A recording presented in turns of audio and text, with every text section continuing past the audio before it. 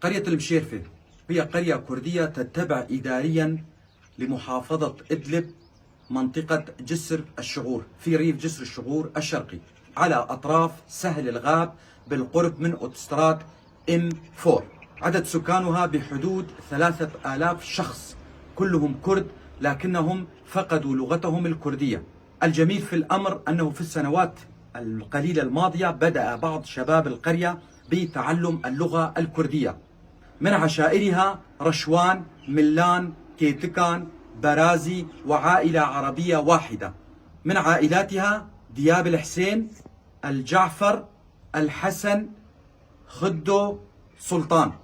وصلتني هذه المعلومات من أحد أبناء القرية وأنا ألقيها بصوتي. أنا علي عبد الله كولو، محام من منطقة الدرباسية. أتمنى على أهلنا في قرية المشيرفة أن يتعلموا لغتهم الكردية وأن يعلموها لأولادهم وأن يسموا أولادهم بأسام كردية، فلغتنا الكردية كبقية اللغات هدية من الله وعلينا أن نتعلمها. دمتم أهلنا في قرية المشيرفة.